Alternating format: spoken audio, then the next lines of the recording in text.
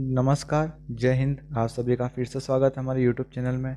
देखो, आज का जो टॉपिक है वह राष्ट्रीय महिला आयोग, है ना। राष्ट्रीय महिला आयोग, एनसीडब्ल्यू, इसका इंग्लिश में जो नाम होता है वो है नेशनल कमीशन फॉर वुमेन्स, है ना। आज आप देखते हो कि जीवन के हर एक क्षेत्र में क्या है, जितनी भागीदारी पुरुषों की उतनी महिलाओं की भी है। आप हर प्राइवेट सेक्टर हो या गवर्नमेंट सेक्टर हो या फिर आर्मी, नेवी, एयरफोर्स हो, आप महिलाओं को किसी न किसी प्रकार से देखोगे वहाँ पर, है ना। महिलाओं ने क्या करा, बहुत सारे बड़े पद भी हासिल करें। जैसे कि हमारी अभी राष्ट्रपति कौन, द्रौपदी मुर्मू एक महिला है। तो मतलब हम ये एक मेन प्रकार से मान सकते हैं कि महिलाओं की भागीदारी भी उतनी जरूरी है जितनी कि पुरुषों की भागीदारी है। अब होता क्या है कि कार्यस्थल पर कभी कभी महिलाओं के साथ में बहुत ज़्यादा भेदभाव होता है, कहीं कभी दुर्व्यापार भी होता है उनके साथ में। उनका कभी कभी शोषण भी होता है। अभी आप उदाहरण देख रहे होंगे कि दिल्ली में जंतर मंतर पर जो हमारी पहलवान बेटियां हैं वो सब बैठी हुई है ना। एक जो उनका आरोप है उनके खिलाफ रिपोर्ट तक नहीं हो रही है, मतलब। तो ऐसा तो कुछ देश में माहौल है अभी फिलहाल। तो ऐसे में क्या हो कि ऐसा माहौल नहीं हो, उसके तहत क्या हो कि राष्ट्रीय महिला अधिनियम 1990 की धारा 3 के तहत क्या हुआ, एक आयोग का गठन हुआ। किसने करा? आयोग का गठन हुआ केंद्र सरकार द्वारा। स्थापना की बात करें तो इसकी स्थापना हुई 31 जनवरी सन 1992 को। अब ये जो है आयोग, ये एक वैधानिक निकाय है ना।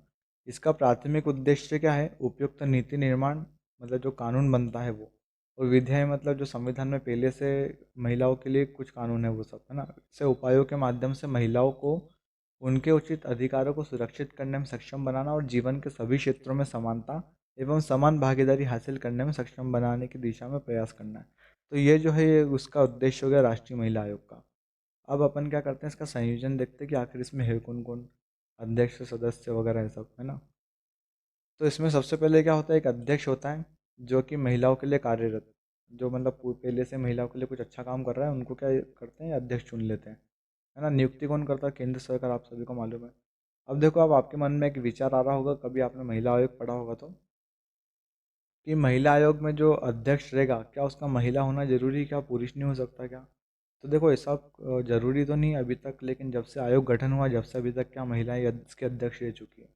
लेकिन कभी ऐसा होगा तो पुरुष को भी अध्यक्ष बना सकते हैं ना, तो कंपलसरी नहीं कि महिला ही हो, पुरुष भी हो सकता है।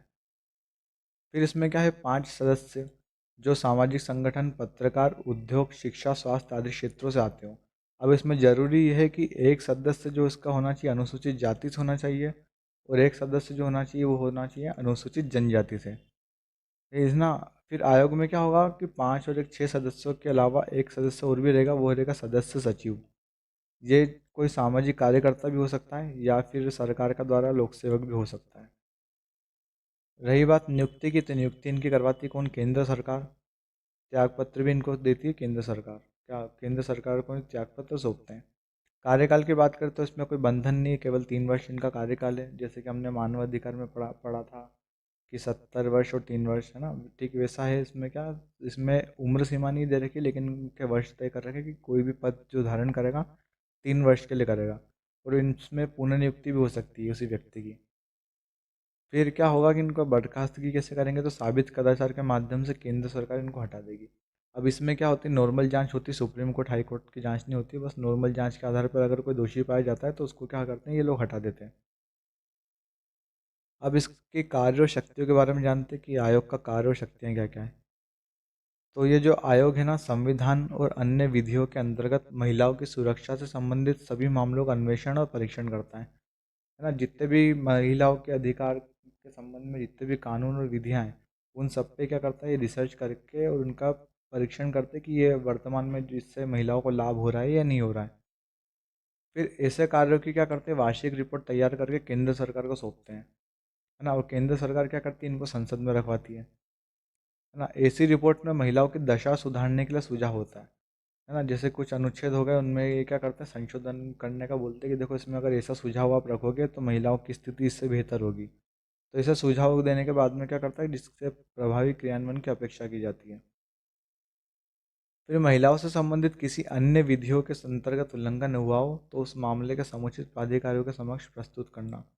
जैसे कुछ कानून जो है किसी अधिकारी ने फॉलो नहीं करे होंगे, तो ऐसे मामलों को ये कौन देखता है, तो राष्ट्रीय महिला आयोग। और जिस अधिकारी ने फॉलो नहीं करे ना, उसको क्या करता है, नोटिस भी जारी कर सकता है, क्योंकि इसके पास में सिविल न्यायालय की शक्ति है। फिर अगला है महिलाओं को संरक्षण प्रदान करने और समानता एवं विकास के लिए बनाए गए कानूनों को लागू करवाना। जितने भी महिलाओं से संबंधित कानून हैं उन सभी का क्रियान्वयन अच्छे से करना, उनको लागू करवाना, ये इसका काम है। फिर इसके बाद है हमारा महिलाओं की कठिनाइयों को दूर करने और कल्याण तथा अनुतोष प्रदान करने के लिए संबंध में किए गए नीतिगत निर्णय अथवा अनुदेशों का पालन करना। है ना, ये तो आप समझ गए होंगे, महिलाओं के कल्याण के लिए मतलब कार्य करना। महिलाओं के विरुद्ध भेदभाव और अत्याचार से उत्पन्न समस्याओं के बारे में अन्वेषण करना तथा उन कारणों की पहचान करना जिससे उसके निवारण हेतु उपाय सुझाया जाए। इसका मतलब ये होता है कि महिलाओं के विरुद्ध जितने भी अपराध हो रहे हैं और जितने अत्याचार हो रहे हैं उनके बारे में ये जो आयोग है ये क्या करता है, रिसर्च करता है। एक प्रकार से रिसर्च करने के बाद में इनको जितने भी आइडिया आते हैं उनके बारे में क्या करता है कि मतलब जो हमारी सरकार रहती है, केंद्र सरकार या राज्य सरकार, उनको सुझाव प्रदान करता है। फिर है जेल, रिमांड गृह, महिला संस्थान अथवा अभिरक्षा। इससे ऐसी जगह जहाँ पे महिलाओं की स्थिति कैदियों जैसी है ना, ऐसे स्थानों को जाके निरीक्षण करता है और वहाँ पे अगर महिलाओं की स्थिति बहुत ज़्यादा बेकार पाई जाती है तो वहाँ के अधिकारियों प्राधिकारियों को ये क्या करता है, नोटिस जारी करता है ना। फिर महिलाओं के समुदायों को प्रभावित करने वाले विवादित मामलों में पीड़ित को धन उपलब्ध करवाना। कभी कभी क्या होता है कि जैसे महिलाओं के साथ में बहुत गलत हरकत होती है, यौन शोषण वगैरह होता है, तो ऐसे मामलों में अगर जो पीड़ित पक्ष है वो बहुत ज़्यादा ही गरीब है, उसकी आर्थिक स्थिति से ठीक नहीं कि वो कुछ केस वेस लड़ पाए, तो ऐसे मामले में क्या करता है, पीड़िता को ये क्या करता है, धन उपलब्ध करवाता है। फिर है संघ तथा किसी राज्य के दिन महिलाओं के विकास की प्रगति का मूल्यांकन करना कि देश में महिलाओं की हालत कैसी है, कुछ डेवलपमेंट आ रहा है कि नहीं, महिलाओं की मतलब उसमें महिलाओं के लिए क्या क्या सुविधाएं हैं। तो ऐसे जो जितने भी कार्य रहेंगे ना उनके ऊपर क्या क्या करेगा, मूल्यांकन करेगा उनका। कुछ अन्य प्रावधान भी हम देख लेते हैं जो एग्जाम में आ सकते हैं। जिससे आयोग क्या करेगा, अपनी वार्षिक रिपोर्ट है ना केंद्र सरकार को सौंपेगा और सरकार इसे संसद के समक्ष रखेगी। अब इसमें यह बात ध्यान रखना कि स्वीकृत या अस्वीकृत करने पर आयोग को क्या करेगा, सूचना देना जरूरी है ना। अगर केंद्र सरकार जो संसद रहेगी रिपोर्ट स्वीकृत करेगी तो भी इनको सूचना देना जरूरी है, और अस्वीकृत करेगी तो भी इनको सूचना देना जरूरी है। आयोग के अध्यक्ष और सदस्य जो है लोक सेवक समझे जाएंगे, ध्यान रखना। फिर महिलाओं से संबंधित कोई योजना अगर केंद्र सरकार बनाती है तो उससे पहले महिला आयोग से सलाह लेगी। आयोग को सिविल न्यायालय की शक्ति है, तो मैंने आपको बता ही दिया है। आयोग को अनुदान कौन देगा, केंद्र सरकार। इसकी अनुदान मतलब होता है फंडिंग करना, है ना, तो फंडिंग कौन करेगा, केंद्र सरकार। और केग इसकी जांच करेगा। प्रथम अध्यक्ष की बात करें तो वह है श्रीमती जयंती पटनायक, और वर्तमान अध्यक्ष की बात करें तो वह है श्रीमती रेखा शर्मा। अब देखते हैं हम मध्य प्रदेश का राज्य महिला आयोग। देखो जो आपने केंद्र में पढ़ा ना, राष्ट्रीय महिला आयोग, ठीक वैसा ही राज्य में है। फिर भी हम कुछ तथ्य पढ़ लेते हैं। गठन की बात करें तो इसका गठन हुआ था 23 मार्च सन 1998 को, 1998 को। और उसका कब हुआ था, राष्ट्रीय महिला आयोग का 31 जनवरी 1992 को। अब इसमें भी वही होता है, एक अध्यक्ष रहता है, 5 सदस्य रहते हैं और एक सदस्य सचिव होता है। एक अध्यक्ष तो नॉर्मल रहता है, सामाजिक कार्यकर्ता कोई भी।